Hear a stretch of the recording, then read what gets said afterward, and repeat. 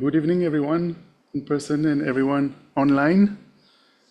Let us take a moment before we start the session to just arrive, here on the cushion, to arrive in this space, and at home, to arrive in front of your device, leaving our worries outside.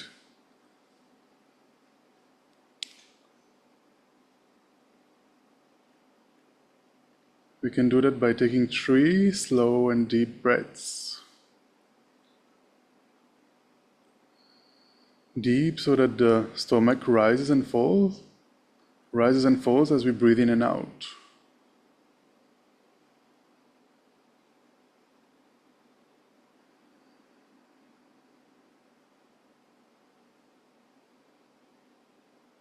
As we inhale, we try to refresh our attention, and as we exhale, we relax.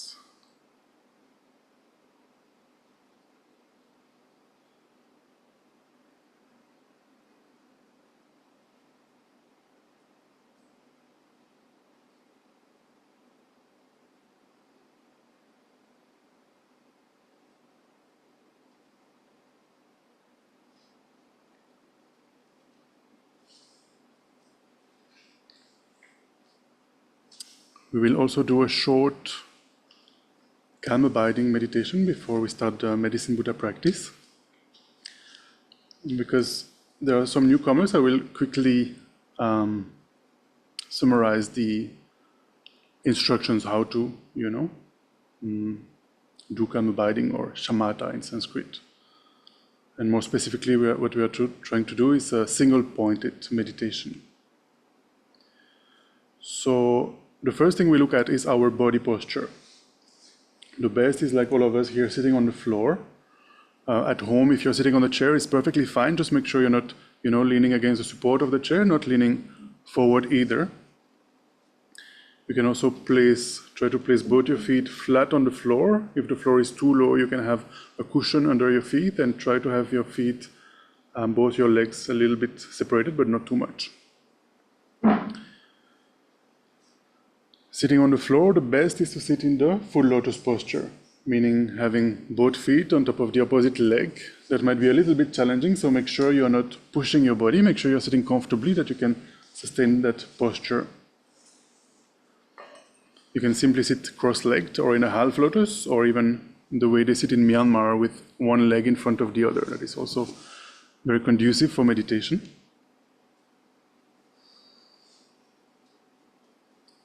Traditionally, we place the hands in the Dhyan mudra, the mudra of concentration, meaning the right hand sits on top of the left. The 2 thumbs are slightly touching, forming a triangle, and this mudra rests in your lap, allowing some space between your body and your arms for some air to flow, especially if you're feeling a little bit warm. Sure, why not?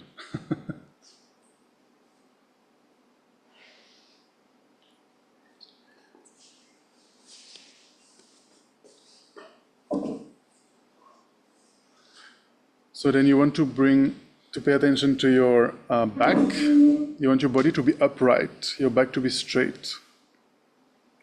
You can imagine there is like a string pulling from the crown of your head, keeping your body upright. Now, even though the spine is straight, the rest of the body is relaxed. The muscles are relaxed, the shoulders are even. You can easily turn from left to right. Our body is upright, but at the same time not stiff, completely relaxed. The neck is aligned in the continuation of the spine. You can very gently tilt the head forward, not too much. If we tilt the head forward too much, then we have a tendency to fall asleep, especially if we had a long day. If we look upwards, then more thoughts will come, So we try to find a middle way, which is just aligning the neck in the continuation of the spine.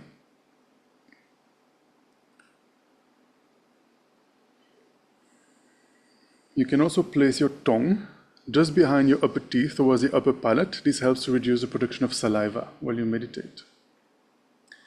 Finally, we don't meditate with the eyes completely closed. We leave them slightly opened. This allows for a little bit of light to enter. This helps to keep us alert.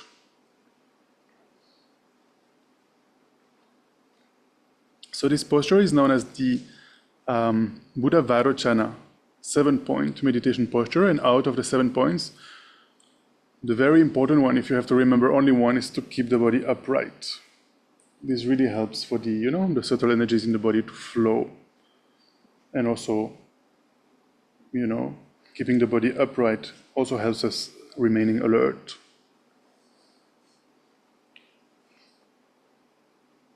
So now that we looked at the body, let us look at the actual meditation itself. What are we meditating on? What is our object of meditation? So for those who are familiar with this kind of meditation, I would recommend you to stick, with your object of meditation. If this is something relatively new for you, what I would suggest is to use the breathing sensation as an object. And especially if you have, if you had a long day and you're a little bit exhausted, I would recommend to meditate on the breathing sensation at the entrance of the nostrils. Not the body part as such, but the breathing sensation there as you breathe in and out, perhaps observing like a cooling effect as you breathe in, a little bit of a warmer effect as you breathe out, and so forth. Now, if you have a tendency like me to be distracted with a lot of thoughts, perhaps you can observe the breathing sensation in the area of the abdomen. Again, not the abdomen itself, but the breathing sensation there. So this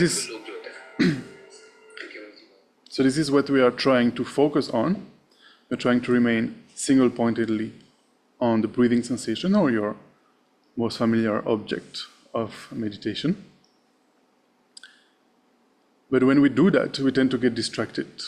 Especially as beginners, we have a lot of either mental excitement, kind of distractions coming. We start to have a lot of thoughts, that take us away from our object of meditation. For example, we think about past and future mostly, something that happened in the days previously or today, or something that's going to happen tonight, or the food you're going to have if you're hungry, or something like that.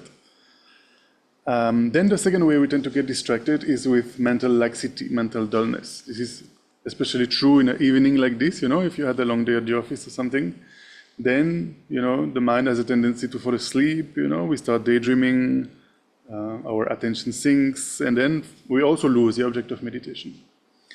Now, the good news, and this is what we are training in doing, is that there are 2 antidotes to counteract distractions. The antidotes are called introspection and mindfulness. Introspection, you can imagine it like an agent in the background of your mind that is checking, that is looking. What is my mind doing? Is it meditating? Is it focused on my object of meditation, the breathing sensation or other? Or is it distracted with thoughts or with lethargy or laxity? And the moment introspection realizes the mind is not focused on the object of meditation, we use mindfulness to bring the mind back gently towards the object of meditation and making sure it remains on the object of meditation. Those of you who come often always hear this, but I always use the analogy of if you have a pet dog at home, the dog runs away from home. Introspection notices the dog is gone. Mindfulness brings the dog back home. And you can also imagine like tying him against a pillar or so that he remains there at home. He doesn't go again.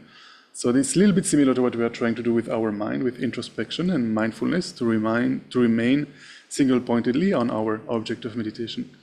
So before we do the Medicine Buddha practice, we'll do this for about 5 minutes, so that gives us the time to arrive here and, try to be a little bit more concentrated and prepare for the practice. 5 minutes.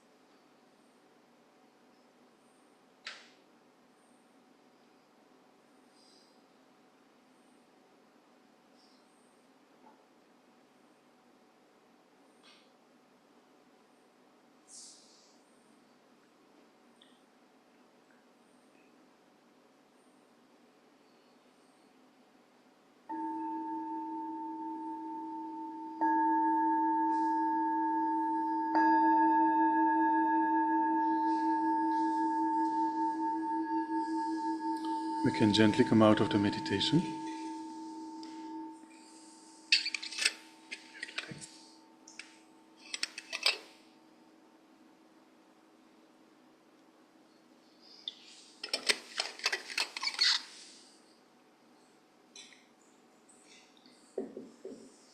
Do you want to bring tables and come closer, or do you want to remain there?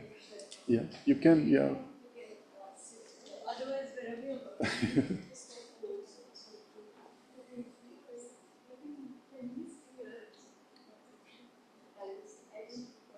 Purbula, do we have more tables? Yeah. Okay, so was everybody able to meditate? Yeah? Anybody was able to remain focused for 5 minutes without being distracted? I'm always asking because if it's the case, then you should sit here instead of me because I cannot, I cannot remain focused for 5 minutes. And actually, what we are trying to do is familiarize ourselves with introspection and mindfulness. So it doesn't actually matter if we are distracted 10 times or 300 times within those 5 minutes. What matters is to make use of the antidotes of introspection and mindfulness. Our minds, especially in these modern times, our minds are going in all directions, so many notifications popping up here and there. It's very difficult to remain focused on something. So it takes a little bit of effort to familiarize ourselves with introspection, mindfulness, and to kind of take control of our minds again.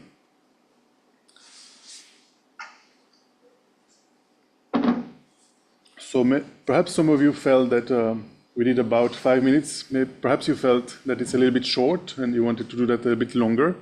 That's a very good sign, It is advised when we begin with meditation to keep our sessions short, just a few minutes.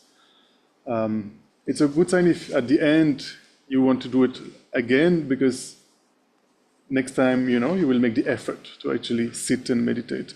But as beginners, if we sit for 1 or 2 hours, at the end we might be totally exhausted. And then when we see the meditation cushion again, we have aversion towards it. Also, if we keep our sessions short, and we make a commitment, during these 1, 2, 3, 4, 5 minutes, or a little bit more, I'll really make the effort to use the antidotes. Then gradually, we can get control over our minds again. Whereas if we sit for a very long time as beginners, 1 or 2 hours, and, instead of using the antidotes, we start, engaging with so many different thoughts or, with daydreaming, then we are just strengthening our bad habits. It doesn't, help to sit then. So, if we can do small sessions and more of them instead of a few big ones, that is more beneficial, especially if we are consistent with that practice. If we do it every day, morning and or evening, or, whenever you find a few minutes in your day, that's after some time, you can really see a difference. That you will see that perhaps now after 2 seconds, I'm distracted, I'm thinking about something. Then perhaps after a few weeks, after a few months, I'll see that instead of 5 seconds, it will be 10, 15 seconds, and so on and so forth. The goal of calm abiding is to be able to focus single-pointedly on a single object for at least 4 hours without any distraction and with a total, pliancy, serviceability of the body and mind. So 4 hours actually feel like just a snap of a finger. You don't feel that you spent 4 hours on your cushion when your concentration is that refined.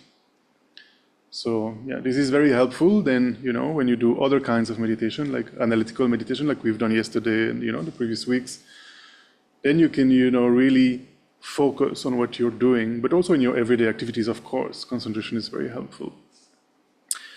So that being said, now that we are hopefully a little bit more focused, let us first of all generate a mind that is very vast, for this practice of medicine Buddha.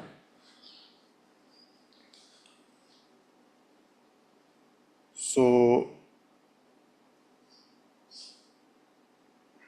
thinking that we didn't come here tonight We didn't come to Tushita only for our own benefit, just to enjoy, a little bit of respite from our everyday lives, or just to bring some peace in our minds and so forth. But also let us have a vast motivation that we also came here to benefit others, especially, this practice medicine Buddha, very beneficial for people who we know that are, suffering from disease. We can think of them, we can bring them to mind while we are doing the practice. People who are having obstacles, problems in their families, issues, problems at work, and also very helpful for people who recently passed away. And here we have the photo of Anila Mam, right? Anila, who passed away 15th of July, you said, yeah? Yes. 15th of July. 9 o'clock in the morning.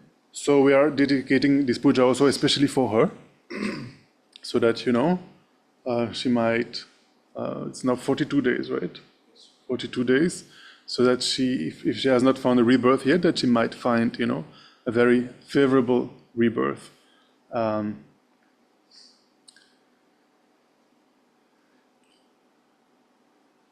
we can also bring to mind, all the people that we don't know who are suffering from sickness, all the people we don't know who are having issues in their families, at work, and so on and so forth, problems in their lives. We can bring to mind all the people who recently passed away, and all the people also, who passed away not recently, but still we want to benefit them. So we can try to have a very broad mind, bringing everyone to mind that we are doing this puja for them, for ourselves as well, but also for them.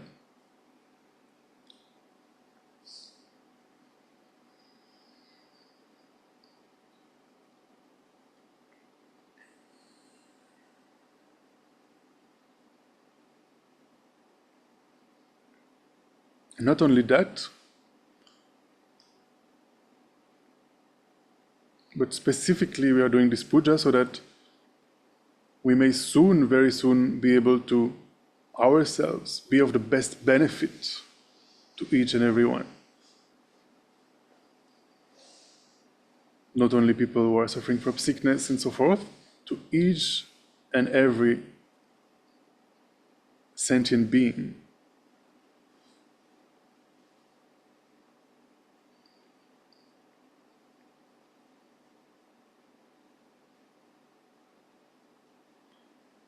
Why we want to do that is because we recognize the condition in which sentient beings are, like we talked about yesterday, the truth of suffering.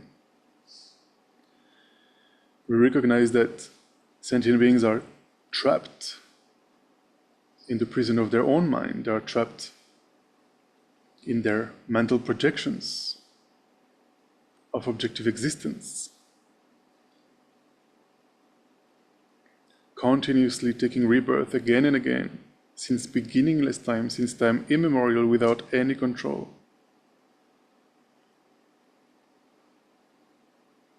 Because of the disturbing emotions that have not been abandoned yet, and that make us engage in all sorts of actions, accumulating all sorts of karmas since beginningless time. And karmas, as we discussed about last week, inevitably they give rise to effects. Karmas that we have engaged in that are virtues, such as helping others, practicing generosity, and so forth, they will ripen in the form of pleasant experiences within samsara. Then the non-virtuous actions we have engaged in the past, such as stealing, lying, harsh words, hurting others, killing, and so forth, all these inevitably ripen in the form of unpleasant experiences.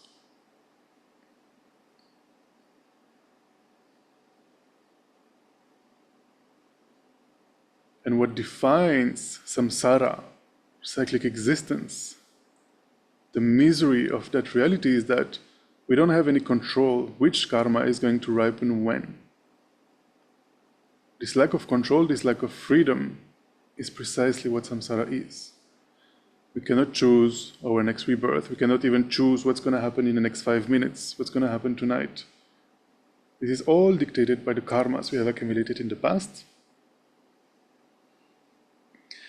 And those karmas, we engaged in those karmas because of the disturbing emotions we have not abandoned. And the root of these disturbing emotions, the very root, the source of all our problems, is the mind that grasps at a very solid, intrinsic, objective reality. We have the misconception that everything exists very solidly in and of themselves. We have the misconception that things exist independently from anything else. And in particular, we have that misconception with regards to our self, our I, me, myself. We have the impression of a very strongly existing me, I that is there, independent from anything else, like objectively from its own side existing. And because of this misconception, we have the impression that we are the center of the universe. We feel that everything revolves around us.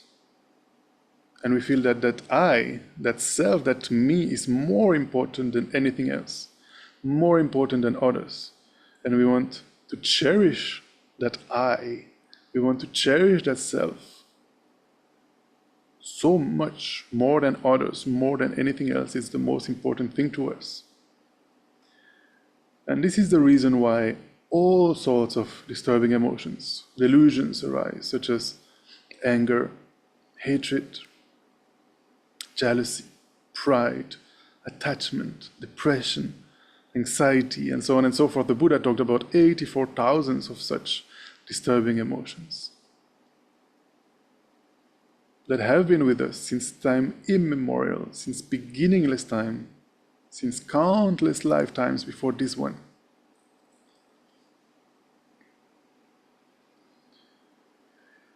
And until we put an end, we eradicate the mind that grasps at inherent existence, all these disturbing emotions will remain and cause us to engage in all sorts of actions, all sorts of karmas.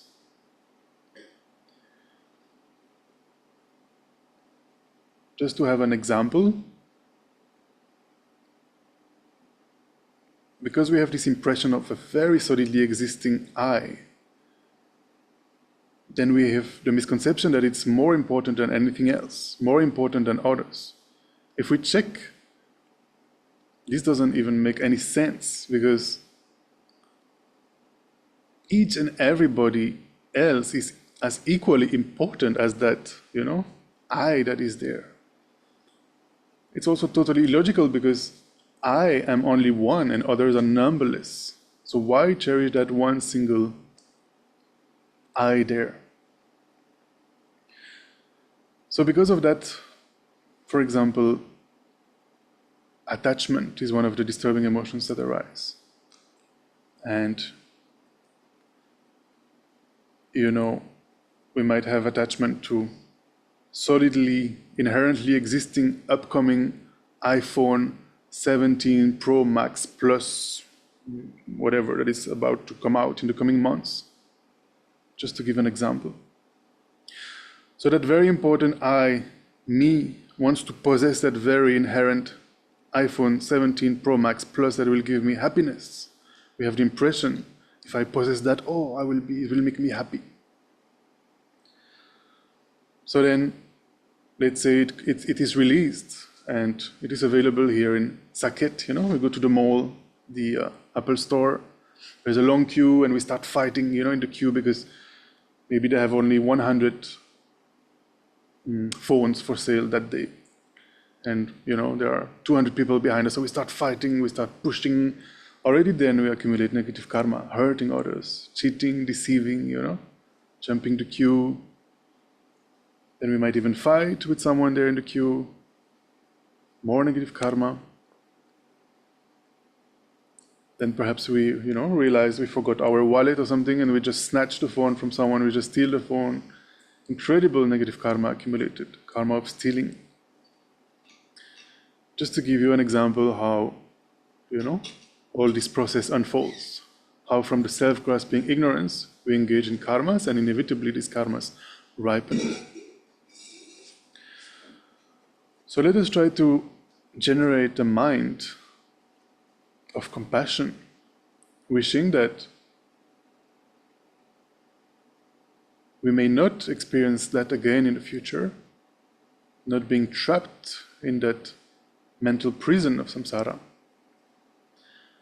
not only for ourselves, but for all beings.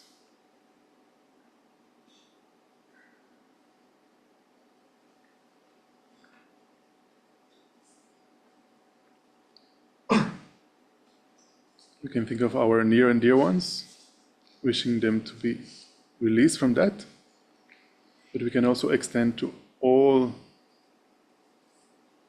forms of sentient life.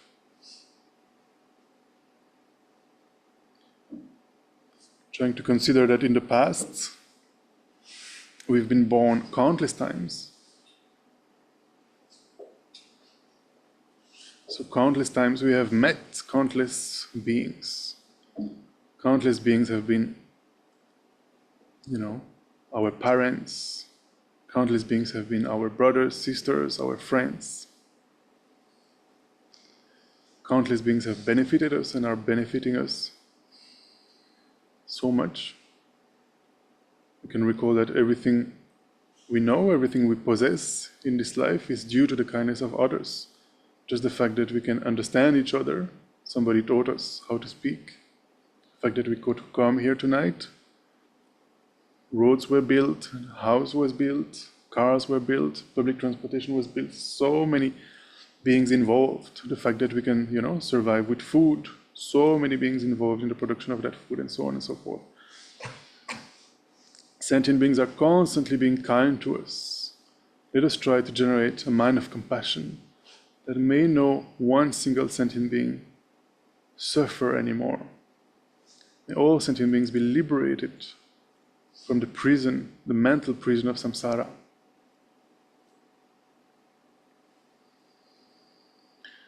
And let us try to take this compassion even further, not limiting it to a mere wish, but also trying to generate a sense of responsibility for ourselves and others. Recognizing that at the moment we have a very unique, special opportunity, being born as a human being in such a world that we are in a country that is not at war. We have so many freedoms and liberties. We live in a world where the Buddha appeared, the Buddha taught, his teachings are still very much available. There are many followers who can, help us, and many supporters of all the Buddha's disciples that allow for such places to exist. Not only that, we have all our mental, physical faculties. Not only that, we are actually interested to look at our present condition. We are interested to look inwards, to look at our minds, which is so rare. If you look in the world, about 8.2 billion human beings at the moment, how many are actually, engaging in such practices?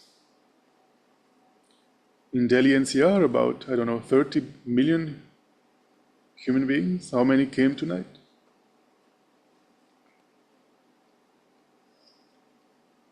So the conditions that we have,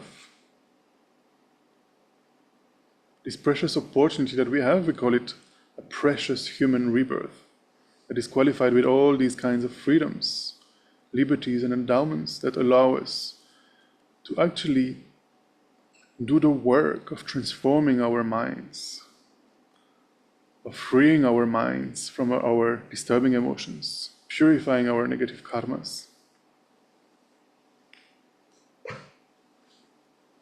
Recognizing that at the moment we have this chance, and so many, countless others don't have that chance, don't have that opportunity. We can think of, animals. We can think of people who are too busy just making a living to survive. We can think of people living in countries that are at war. You can think of people who are experiencing difficult sicknesses, and so on and so forth. There is no mental space, there is no time, there is no even thought to look inwards, to look at the mind. So for them, who have been so kind to us in the past, let us generate a sense of responsibility. For them, I will do this work of transforming my mind.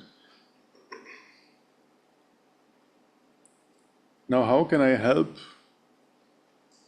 others while my current condition is also the same, also trapped within samsara, also experiencing the results of the karmas I've accumulated in the past due to my disturbing emotions? So if we look in the history of humanity, 2,500 years ago, there was one being known as Prince Siddhartha, who actually showed us the way, showed us the path. He showed us that it is possible to purify our minds, to abandon the self-grasping ignorance that binds us in cyclic existence. He showed us that by generating a mind of incredible compassion and by repeatedly seeing reality as being empty of objective existence, empty of inherent, intrinsic existence, then gradually we can remove all our disturbing emotions from the root. We can eliminate the mind that grasps at inherent existence and put an end to our suffering, put an end to samsara, and even abandon all our mental veils and achieve the state of a fully awakened Buddha. Just as Prince Siddhartha displayed, manifested that in present-day Bihar, in Bodh Gaya under the Bodhi tree. He became known as the fully awakened one, the Buddha. And a Buddha is the best guide for sentient beings because of his perfect love, his perfect wisdom, his perfect power. He has achieved a state of omniscience, knowing perfectly how to guide others, how to liberate others. Let us try to generate the mind that in Sanskrit is called bodhicitta, that is this wish, this altruistic intention to become like the Buddha, to become a Buddha ourselves, to achieve that state of full awakening in order to guide sentient beings unmistakably.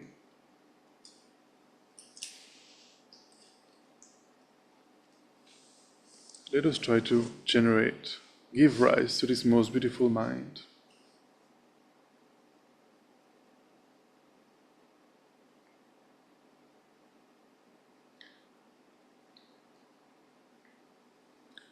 And let this mind be our motivation for doing this practice. And before I share the text online, before we turn to the text, I would like also to read a little bit about the benefits of engaging in Medicine Buddha practice. I will read from Lama Zopa Rinpoche.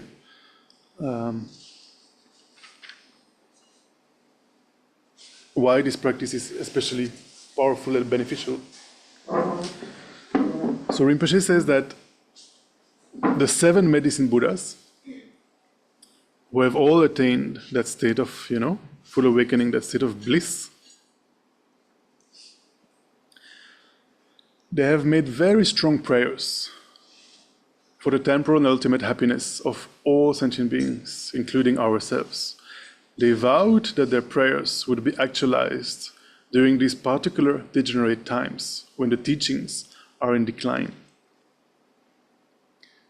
So as the Buddha's holy speech is irrevocable, you can wholly trust in the power to quickly grant blessings to help all sentient beings in these degenerate times. When we pray to Guru Medicine Buddha, we quickly accomplish all that we wish. Just hearing the holy name of Guru Medicine Buddha and the sound of his mantra closes the door to rebirth in the suffering lower realms. It is written in the scriptures that you should not have a two-pointed mind. You should not have a doubt with regards to those benefits. Guru Shakyamuni Buddha said in the sutra entitled Medicine Guru, Beams of Lapis Lazuli or Beduria. Better translation for Beduria in English would be sapphire, which is like a kind of a transparent precious stone, whereas Lapis Lazuli is a solid color, a solid stone. So Buddha Shakyamuni in that sutra said, Kungawo, do you believe my explanation of the qualities of the Tathagata medicine Buddha? And Kungawo replied to the Buddha, I do not have a two-point in mind with regards to the teachings of you, the celibate Bhagavan. Why? Because the actions of the Tathagata's holy body, speech, and mind are always pure without a single mistake. Then the Buddha replied and gave this advice, Kungawo, whoever hears the holy name of the Tathagata, the medicine Buddha, will not fall in the evil realms of the suffering transmigratory beings. Therefore, at the time of death, it is excellent to recite both Tathagata medicine Buddha's holy name and his mantra in the ear of the dying person. It is extremely beneficial to recite the mantra and blow it upon meat that you are eating, if you are non-vegetarian, or even on old bones or the dead bodies of animals or humans. This action purifies the karmic obscurations of those sentient beings. It can cause someone who has been reborn in the suffering lower realms to immediately pass away and be reborn in a pure realm or amongst happy transmigrators, such as human beings or devas. At the very last, it will shorten the duration of their suffering in the lower realms. It is excellent if this is done with bodhicitta, the mind that we just try to generate, to give rise to, renouncing self and cherishing others. Also, by reciting this mantra, you will greatly enhance the power of the medicine that you are taking or giving to others. So I will perhaps not go into those details, how to use the medicine. Perhaps you can read this later. And I will read more about the benefits of the practice. So the technical explanation, how to bless the medicine. You can read this if you're actually using medicine or giving medicine to someone. This is what, for example, the Tibetan doctors are using, to bless the medicine before they give to the people who are suffering from disease. So Rinpoche concludes by saying that the benefits of doing this sadhana are difficult to recognize. So they belong to the category of kind of very hidden phenomena, like, karma is difficult to, unless we are a Buddha, it's difficult to, grasp at how it actually works and why is this the effect of that particular cause and so on and so forth. So similarly here, difficult to fathom. So we need actually faith in the explanations of the Buddha to recognize those benefits.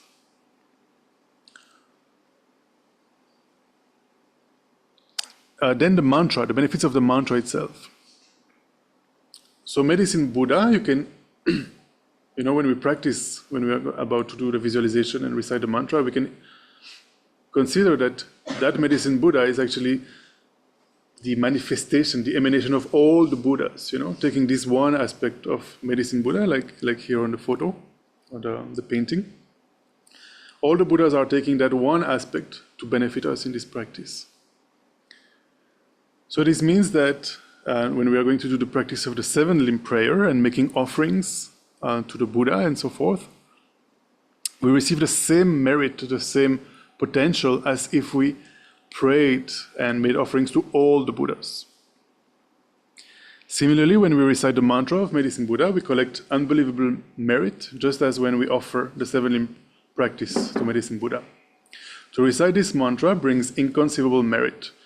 Arya Manjushri requested the 8 medicine Tathagatas, the 8 medicine Buddhas. We count Buddha Shakyamuni as the 8th one, there are 7 medicine Buddhas, and when we say the 8 medicine Buddhas, we include Buddha Shakyamuni, the historical Buddha. So Arya Manjushri requested them to reveal a special mantra that would make the prayers that these 8 Tathagatas made in the past, prayers to be able to actualize the happiness of sentient beings by attaining the path to awakening and pacifying various problems, to be able to see all the Buddhas, and for all wishes to be quickly realized, to quickly come to pass, especially for those sentient beings born in the time of the 5 degenerations, like now, who have small merit and who are possessed and overwhelmed by various diseases and spirit harms. Plus so many distractions that, so many things that keep us busy and, not doing the actual work of transformation of our minds that we can do. So during that time, the integrated times such as now, all the 8 Tathagatas, in one voice, taught the Medicine Buddha mantra. When they made this strong prayers aspiration, and Arya Manjushri requested them for this mantra, they taught this mantra. And so it is said that if we recite this mantra every day, the Buddhas and Bodhisattvas will always pay attention to us, and they will guide us. Arya Vajrapani, the owner of the secrets, and the 4 guardians will always protect and guide us. All the negative karmas will be pacified, and we will never be born in the 3 lower realms, the animal realm, predator realm, and the hell realms.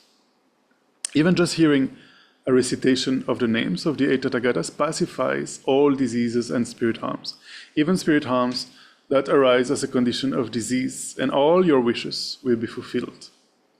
So this is just a brief explanation, Rinpoche says, of the benefits of this Medicine Buddha practice. It is especially beneficial if you're helping others, especially if you're doing a healing work, if you're a doctor or a nurse, something like that. It helps you to be more accurate and beneficial in such a position. You will receive much support, not only from the 8 Tathagatas, the 8 Medicine Buddhas, but from the 4 clairvoyance devas as well. These devas can help you to diagnose and understand the right method to heal, as they are associated with the 8 Tathagatas. So it's a practice that the Tibetan doctors actually do every day. So we can turn to the page 7 of the text, and I will share it also online.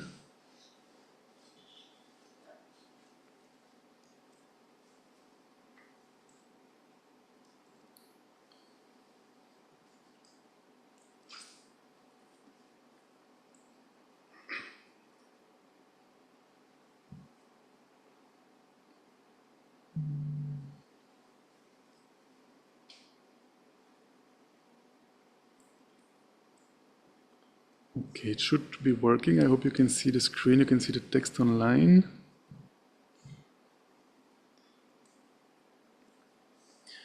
So the practice starts with visualization. We're trying as best as we can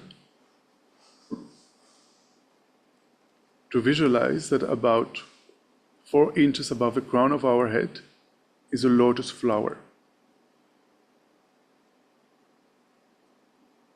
In the center of that lotus flower, there is a white moon disk. And on top of this moon disk,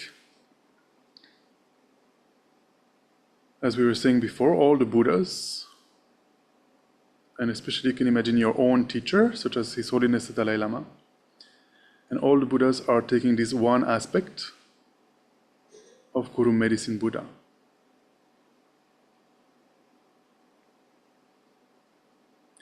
Medicine Buddha is blue in color, and his body radiates blue light. You can imagine as if his body is made of light that looks like sapphire.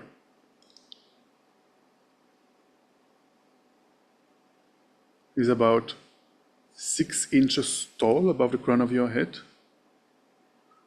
Hollow body made of beautiful radiant blue light. His right hand is in the mudra of granting sublime realization and rests on his right knee. And that hand holds the stem of an arura plant between his thumb and first finger. His left hand is in the mudra of concentration, the Dhyan mudra, like you were doing at the beginning. And that left hand holds a sapphire bowl filled with nectar, medicine healing nectar. He is seated in the full Vajra position and is wearing the 3 red color robes of a monk. He has all the signs and qualities of a Buddha.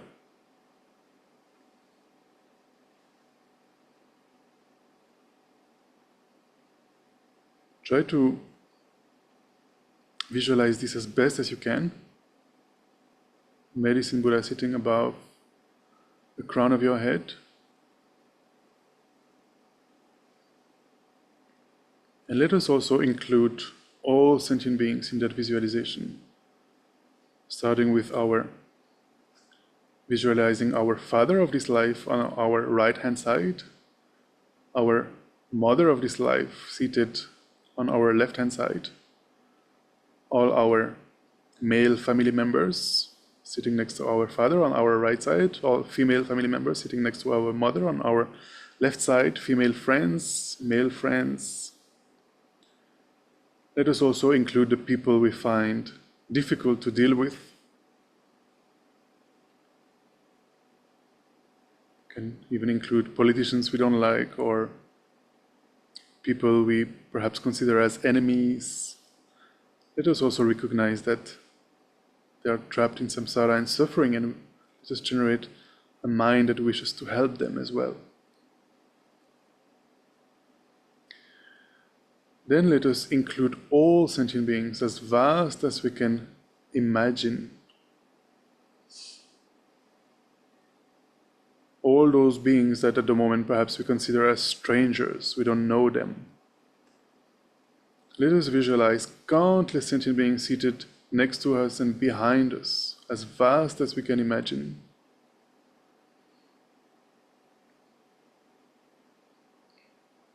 And let us imagine that we are guiding them into this practice. That we are like the chant leader for them. And together we can recite towards the middle of page 7. We can recite those words, imagining that we are guiding all those beings in reciting those words, with Medicine Buddha seated on the crown of our head and the heads of all of these beings. I go for refuge until I'm enlightened to the Buddha, the Dharma, and the Supreme Assembly. By my practice of giving and other perfections, may I become a Buddha in order to benefit all sentient beings. I go for refuge until I'm enlightened to the Buddha, the Dharma, and the Supreme Assembly. By my practice of giving and other perfections, may I become a Buddha in order to benefit all sentient beings. I go for refuge until I'm enlightened to the Buddha, the Dharma, and the Supreme Assembly. By my practice of giving and other perfections, may I become a Buddha in order to benefit all sentient beings.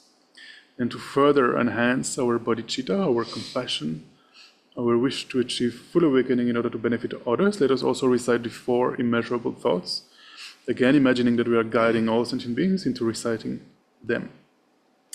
May all sentient beings have happiness and the causes of happiness. May all sentient beings be free from suffering and the causes of suffering. May all sentient beings never be separated from the happiness that is without suffering. May all sentient beings abide in equanimity, free from both attachment and hatred, holding some close and others distant.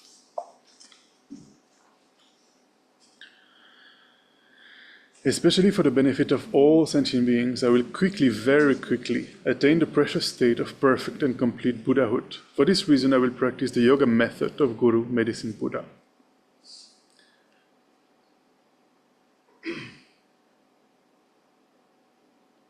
Then we'll offer the 7-limb prayer to Medicine Buddha. So we are just visualizing Medicine Buddha, but as I was saying earlier, he's taking this one aspect here. He's the manifestation of all the countless Buddhas, taking this one aspect. So we are offering this 7-limb prayer to actually all the Buddhas, even though we visualize only Medicine Buddha. So at the end of every sentence, we'll pause for a few seconds to actually contemplate on the meaning of the sentence. The first sentence says, I prostrate to Guru Medicine Buddha. So here we can visualize prostrating not only with one body, but trying to again visualize as vast as we can, countless bodies, prostrating to Medicine Buddha. And what prostrating means is, basically recognizing that Medicine Buddha has achieved the goal we are seeking, the goal of full awakening. And by prostrating, it is like saying, I also want to achieve that goal.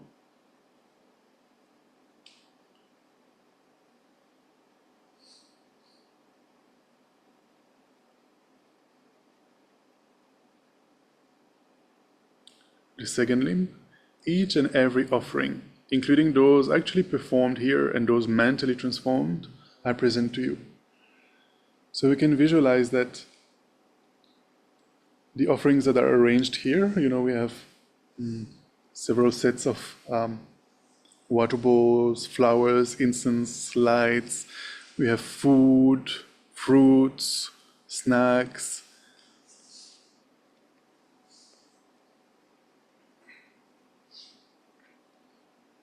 All those that are here, but also we can include all the offerings that are, arranged everywhere in the world, such as we can think of all the offerings that are arranged in Bodh Gaya, around the Bodhi tree, around the Mahabodhi stupa, all the flowers that are arranged there by practitioners, all the lights, all the water bowls, all the incense, and so forth. You can think of the great stupas in Kathmandu, Bodhanath, Swayambhunath, Namo Buddha. We can think of the great monasteries in South India, in Karnataka, Sera, Gandhin, Drepung, Minroling, and so forth. Monasteries, in Himachal Pradesh and so forth. All the offerings that are arranged there. All the offerings that are arranged around the world in the other centers of this organization, all the monasteries.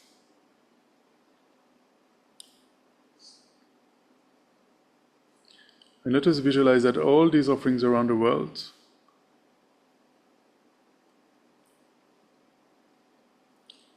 are offered in the form of a blissful nectar, skies, mountains of blissful nectar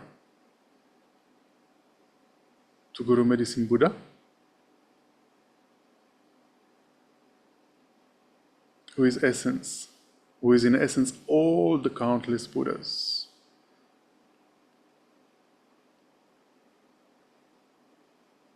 Because these offerings around the world are so numerous and we offer them to countless Buddhas, our offerings also become countless, numberless, and thereby the merit we accumulate of performing these offerings also become numberless.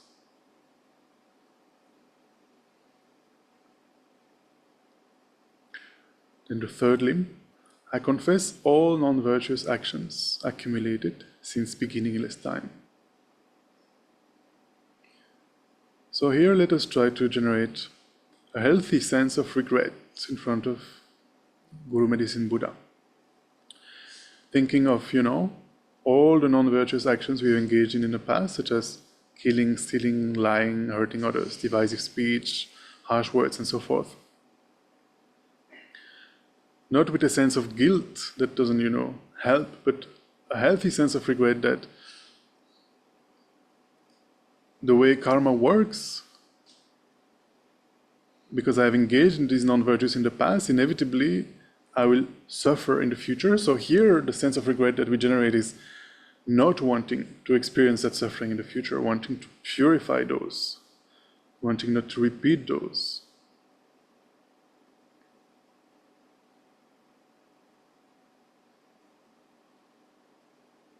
Then the fourth limb, I rejoice in the virtues of both ordinary and noble beings.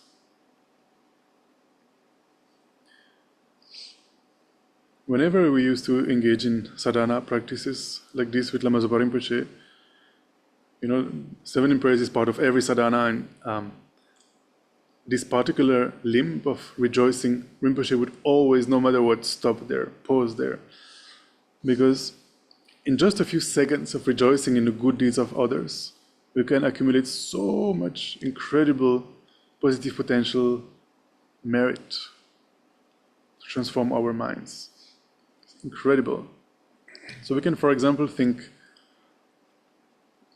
of the good actions of our near and dear ones,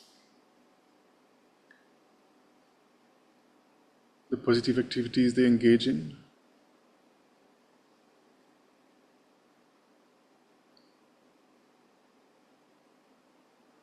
We can think, for example, of the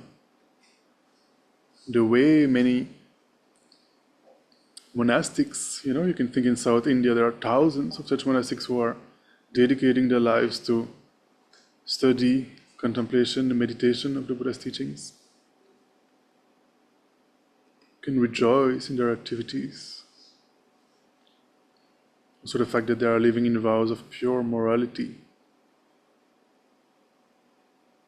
So difficult to do in this day and age.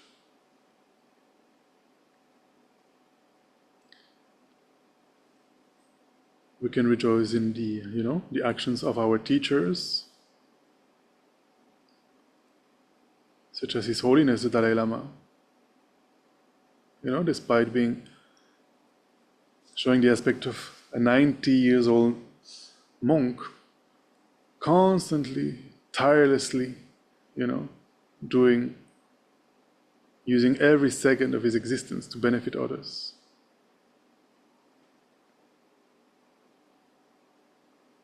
Every day meeting hundreds of people, whoever wants to meet, receive his blessings, his countless activities throughout the world to benefit others.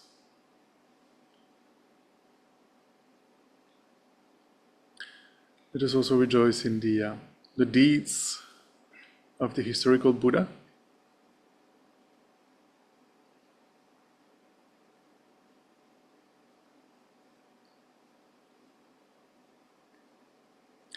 And then let us recite the next sentence, which is the fifth and sixth limb. As our guide, I request you, O Buddha, to please abide well and turn the wheel of Dharma until samsara ends.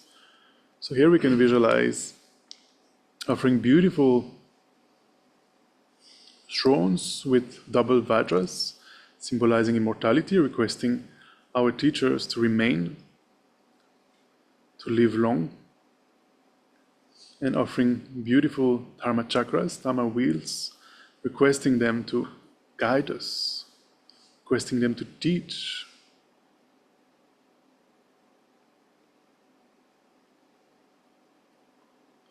Requesting them to give us the methods to free our minds from our disturbing emotions.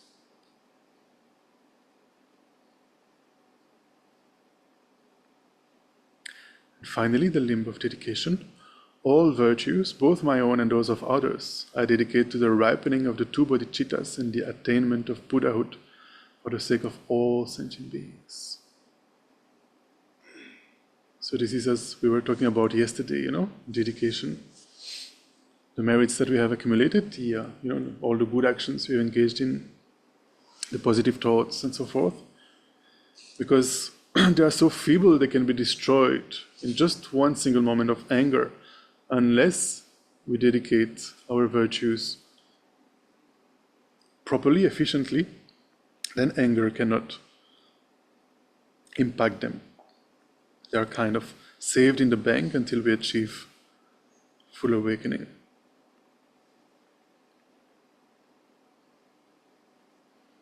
We can turn to the next page, page 9.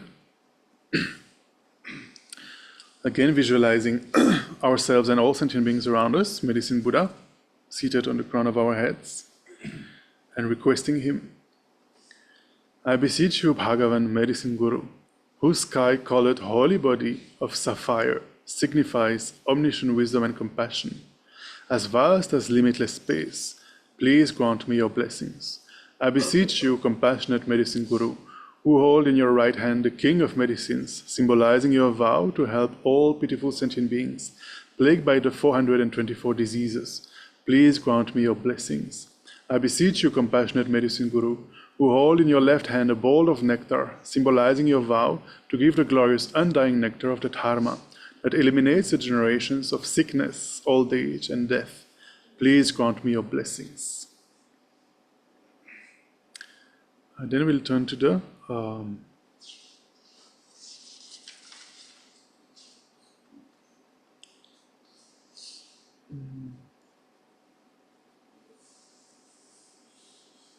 Yes, we'll turn to the simplified visualization, which is on page 14.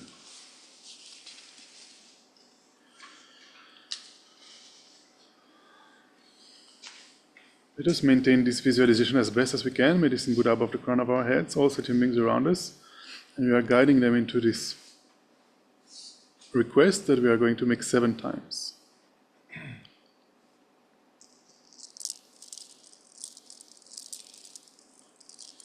And where it says King of Lapis Light, actually we are going to say King of Sapphire Light. You know, it's a more appropriate English translation of Bedurye. Sapphire is, transparent, whereas lapis lazuli is a solid color. The fully realized destroyer of all defilements, fully completed Buddha, having fully realized the absolute truth of all phenomena, Guru Medicine Buddha, King of Sapphire Light, to you I prostrate, go for refuge, and make offerings. May you vow to benefit all sentient beings, nor ripen for myself and others. The fully realized destroyer of all defilements, fully completed Buddha, having fully realized the absolute truth of all phenomena, Guru Medicine Buddha, King of Sapphire Light, to you I prostrate, go for refuge, and make offerings. May you vow to benefit all sentient beings, nor ripen for myself and others. The fully realized destroyer of all defilements, fully completed Buddha, having fully realized the absolute truth of all phenomena, Guru Medicine Buddha, King of Sapphire Light, to you I prostrate, go for refuge, and make offerings. May you vow to benefit all sentient beings, nor ripen for myself and others. The fully realized destroyer of all defilements, fully completed Buddha, having fully realized the absolute truth of all phenomena, Guru Medicine Buddha, King of Sapphire Light, to you I prostrate, go for refuge, and make offerings. May you vow to benefit all sentient beings, nor ripen for myself and others. The fully realized destroyer of all defilements, fully completed Buddha, having fully realized the absolute truth of all phenomena, Guru Medicine Buddha, King of Sapphire Light, to you I prostrate, go for refuge, and make offerings. May you vow to benefit all sentient beings, nor ripen for myself and others. The fully realized destroyer of all defilements, fully completed Buddha, having fully realized the absolute truth of all phenomena, Guru Medicine Buddha, King of Sapphire Light, to you I prostrate, go for refuge, and make offerings. May you vow to benefit all sentient beings, nor ripen for myself and others. The fully realized destroyer of all defilements, fully completed Buddha, having fully realized the absolute truth of all phenomena, Guru Medicine Buddha, King of Sapphire Light, to you I prostrate, go for refuge, and make offerings. May you vow to benefit all sentient beings, nor ripen for myself and others. So having made this request 7 times and maintaining the visualization of Medicine Buddha above the crown of our heads, we are now going to engage in the recitation of the name mantra of Guru Medicine Buddha. And the mantra we find on the previous page, page 13.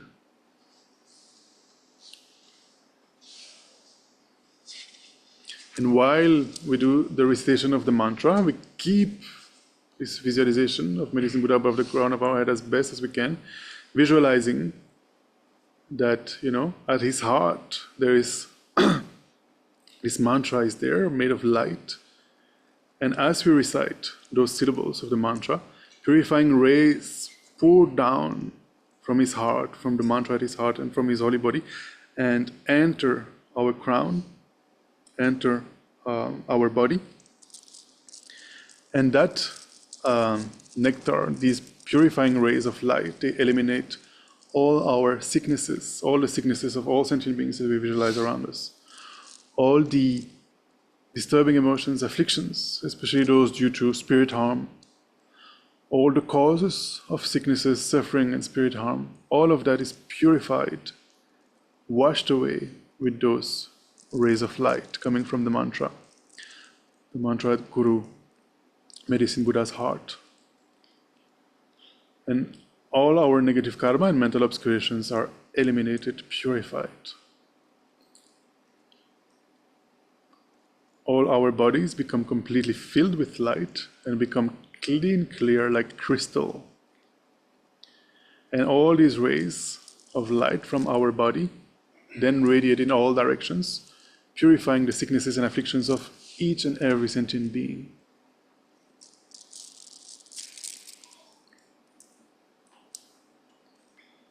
So The mantra is on page 13, and we'll recite it perhaps for about 10 minutes, let's say.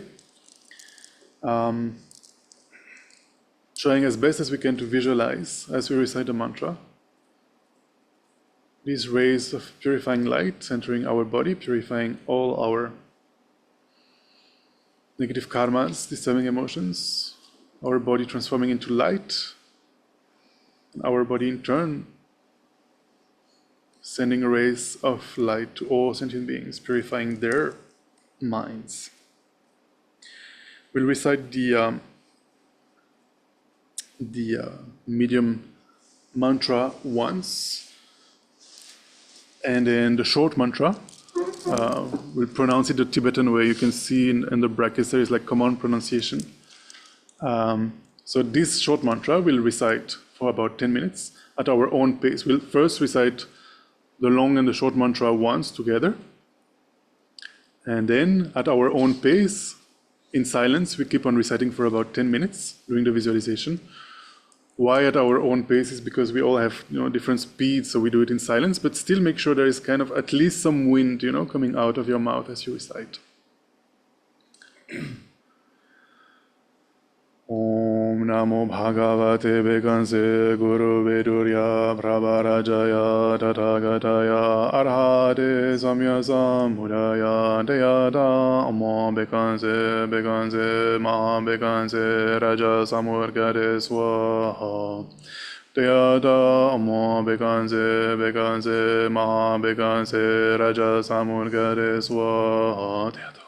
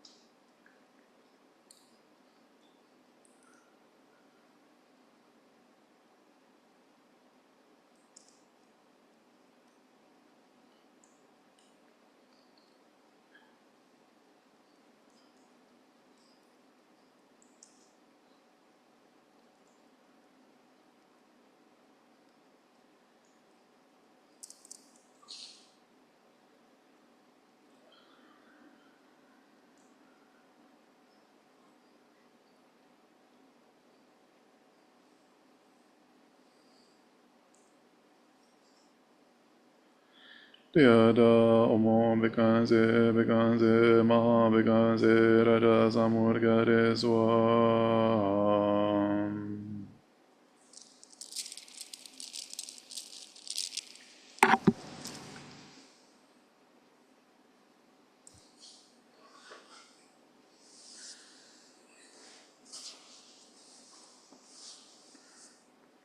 Then we can again turn to page 14.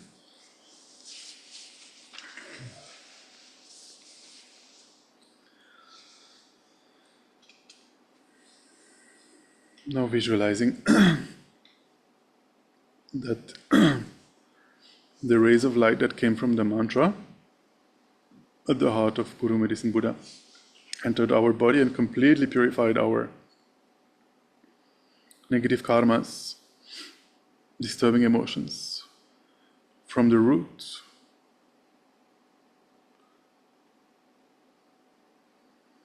Visualizing our body made of light, completely purified, as well as the bodies of all sentient beings seated around us, completely purified. Especially we can think of the persons who are suffering from sickness, those who recently passed away, such as Anila Mam, all those that we know and those we don't know that are going through these kinds of suffering. Visualize them seated around you, completely purified.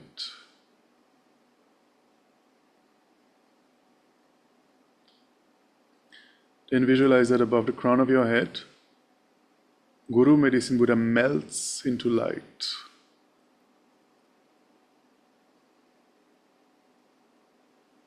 And that light enters your body through the crown of your head and absorbs into your heart.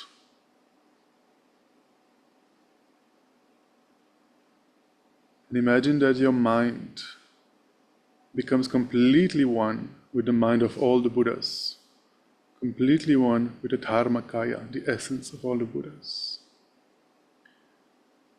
Try to imagine for a moment what it must be like, what it would be like to have the mind of a Buddha.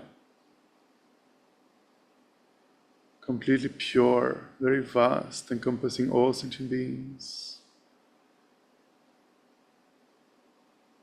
Seeing both conventional realities and the ultimate truth of the emptiness of objective existence of all phenomena at the same time.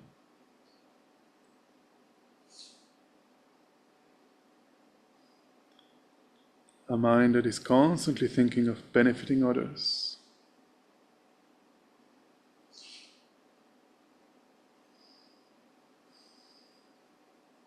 Try to imagine having that mind.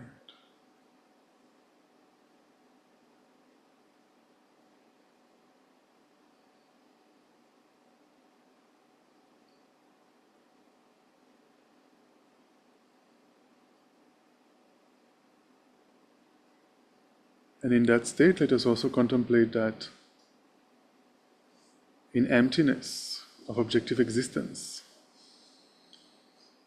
there are no inherently existing sicknesses. There is no inherently existing death. There are no inherently existing obstacles, problems, difficulties. There is no inherently existing negative karma, contaminated karmas. There are no inherently existing disturbing emotions, afflictions.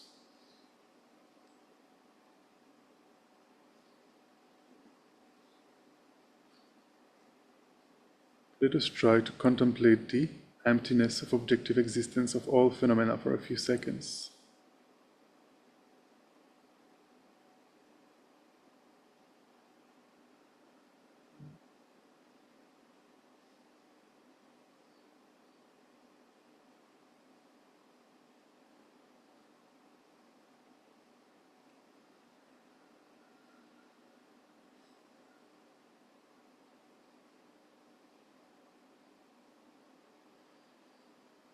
Then with this awareness of emptiness, let us dedicate the merits that we have accumulated by coming here today, doing this practice, meditating, reciting the mantra of Guru Medicine Buddha and so forth. You can recite together at the bottom of page 14. Due to these merits, may I complete the ocean-like actions of the sons of the victorious ones, the bodhisattvas.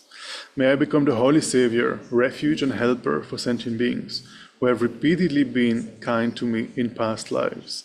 By the virtues received from attempting this practice, may all living beings who see, hear, touch, or remember me, even those who merely say my name, in that very moment, may they be released from their miseries and experience happiness forever.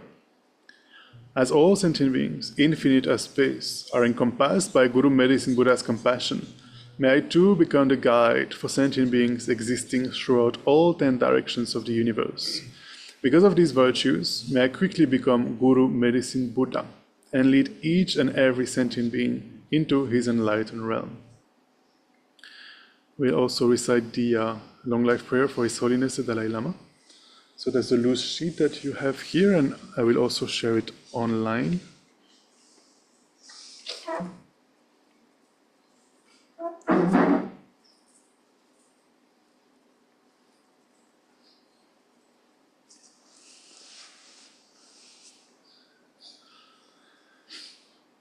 So we can recite it once in English to familiarize ourselves with the meaning, and then we can chant it in Tibetan. Incomparably kind and supreme Tenzin Gyatso, the wish-granting, wish-fulfilling jewel, source of every single benefit and happiness in this world, may you have a long life and all your holy wishes be spontaneously fulfilled. Jintem kam de pende malu pagan le jowe sampe yijino Kajin zo meten zing gyatso chor kutse tenji dojel henjo sho.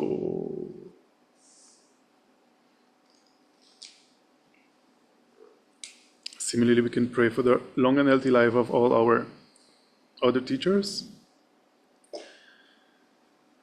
May His Holiness and all our teachers live long and healthy and continue to teach us the Dharma of Buddha Shakyamuni. Then may we also have the fortune, have the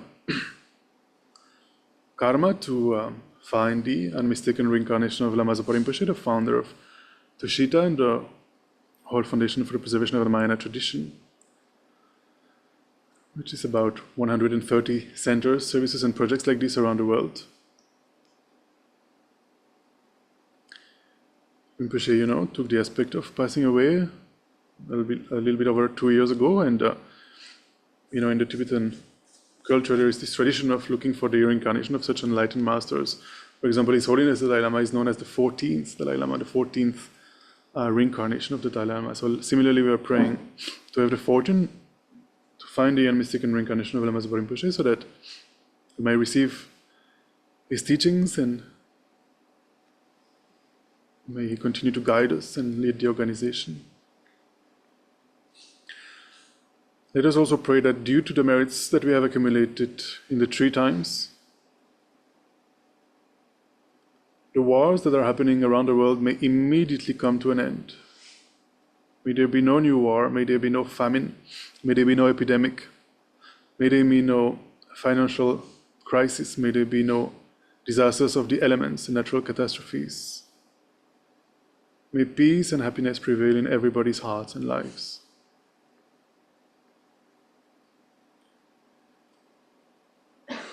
Thank you everybody for joining in person and online, and for those who are interested, tomorrow we have an online session at 6:30 p.m. Not in person, only online because the teacher is in France. Also, this is our weekly debate session.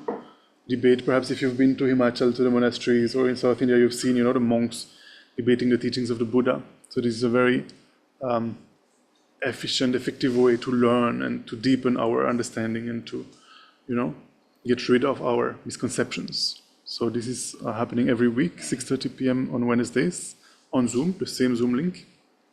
Then we'll see you next week, Monday, Tuesday. Monday we'll continue to discuss the graduated path towards awakening.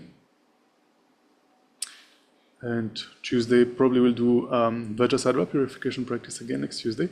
Then the following week, the 8th of September, Monday, we have Venerable Geshe Dorji Damdul, who's coming back to Tushita again, and he will teach on a text from Pabongka Rinpoche, which is called the Heart Spoon, collecting impermanence. Then that same week on the Saturday, Venerable Geshe Tenzin Zopala is coming back and will teach on a sutra that is called the Rice Seedling Sutra. The whole afternoon on that Saturday from 3 p.m. to like 6:30 p.m., something like that. Then, just a few days later, Kabir Saxena is visiting Delhi. He used to be the resident teacher here, and now he's based in Bodh Gaya. But he's visiting Delhi for 2-3 days, so he will come Monday and Tuesday, 15 and 16, teaching that evening also on a sutra, which I cannot recall the name at the moment, but we'll share the details on our WhatsApp and website, everything soon. Thank you so much. See you soon. Have a good evening.